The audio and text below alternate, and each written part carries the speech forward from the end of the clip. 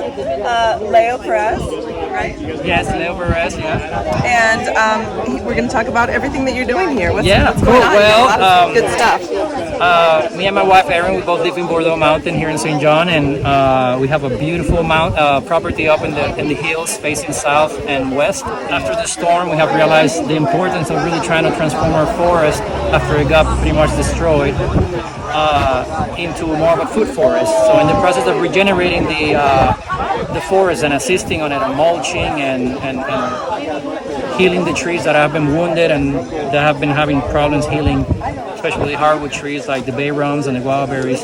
In that whole process, we've been integrating food that will probably start pumping out in a couple of years because it's a slow process. But we're developing it under the permaculture concepts of agroforestry, and we're super excited. And we've been seeing the outcomes rapidly now coming back exponentially.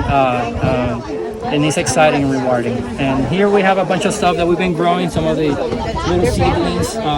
We have a lot of endemic plants like guava berries, Eugenia biflora, bay rums, pepper cinnamon.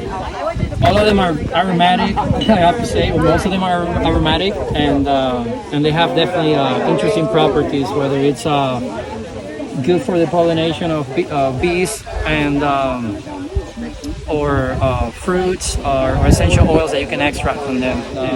We're also growing a lot of fruit trees. They're all in a small early stage. We have this one is jackfruit, a relative of the breadfruit, a distant cousin perhaps, and it's actually the largest fruit in the planet, I believe, right now. It can weigh all the way up to 100 pounds in certain conditions and certain age of trees.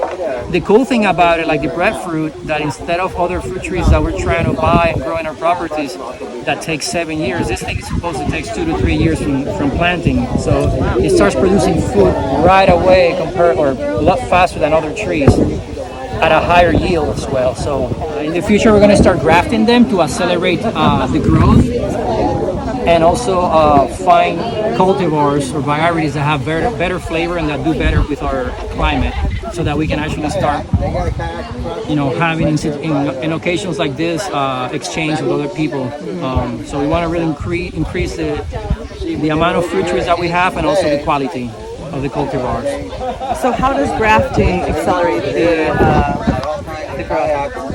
Well, grafting accelerates the growth because we are basically bringing a mature tree into a seedling and connecting them. And the seedling has already the memory of a mature tree or an adolescent that is brought into a juvenile tree, allowing it to respond like a mature tree. So we'll start blooming earlier once that graft is connected. And that's, so in other words, we can start eating fruits faster than what we've been thinking if we just only think about putting seeds in the ground. All those seeds, in fact, can turn into grafted trees, so we can cut down and speed it up faster. That would be the idea. We put every seed that we eat in the ground, and eventually we can decide what to do with it, whether we want to graft it or let it grow in 5 years and bloom. But we have that option if we save those seeds and put them in the ground to accelerate the process. So it sounds like you're growing food for eating, for the environment, for medicinal purposes, for the deers, for the community, and for the thieves, for everybody. So we gotta grow for everybody, and we gotta grow hard now that we can, because it's gonna get harder. So the faster we get into this game and play with nature, the faster we're gonna get in tune with it.